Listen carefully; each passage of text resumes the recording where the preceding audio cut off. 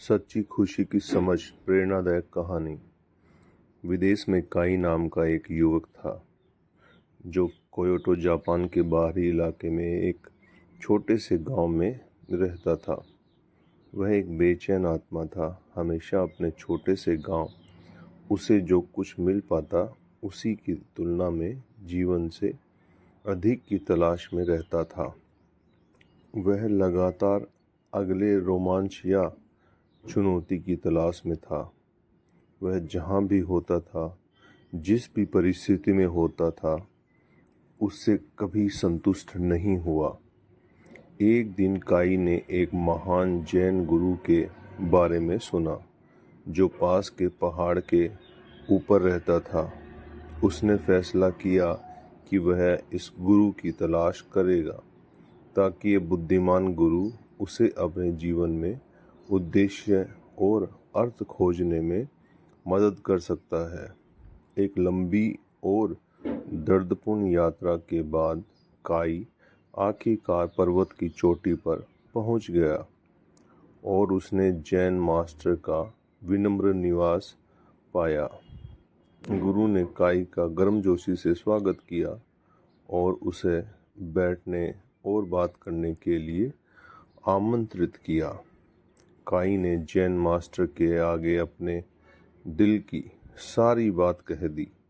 उन्हें उसकी बेचैनी और कुछ और के लिए उसकी निरंतर खोज के बारे में बताया। मास्टर ने धैर्य से सुना और फिर काई को चाय का प्याला थमा दिया। इसी चाय को पी लो, मास्टर ने कहा। यह पूरे जापान में बेहतरीन है। काई ने चाय की चुस्की ली और यह जानकर हैरान रह गया कि इसका स्वाद किसी भी आम चाय से बिल्कुल अलग नहीं था।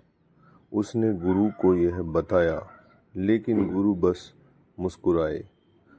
तुम समझे? मास्टर ने काई से कहा।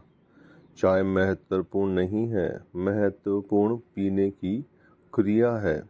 यह क्षण में उपस्थित होने और आपके सामने जो सही है उसकी सराहना करने की क्रिया। काई ने उस पल में महसूस किया कि वह अगले साहसिक कार्य पर ज़्यादा केंद्रित था। अगली चुनौती की चाह में वह वर्तमान क्षण की सुंदरता को जीने से, महसूस करने से चूक गया था। उसने जैन मास्टर को धन्यवाद दिया और वर्तमान में जीने और जीवन की छोटी छोटी चीज़ों की सराहना करने का वादा किया। जैसे ही वह पर्वत से नीचे उतरा, काई ने खुद को इतना हल्का और अधिक संतोष महसूस किया जो इतने वर्षों में उसने कभी नहीं किया था। उसने महसूस किया कि सच्ची खुशी और अधिक पाने से नहीं, बल्कि जो पहले से मौजूद है उसकी सराहना करने से मिलती है।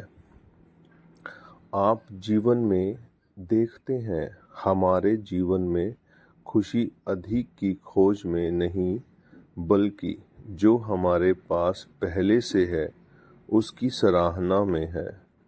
शांति और शांति पाने के लिए, सादगी की सुंदरता की सराहना करने के लिए, पल में मौजूद रहना, ये मूल्य हमें अपने जीवन में संतोष और उद्देश्य खोजने में मदद कर सकते हैं। इससे कोई फर्क नहीं पड़ता कि हम कौन हैं, हम कहाँ हैं या हम क्या कर रहे हैं।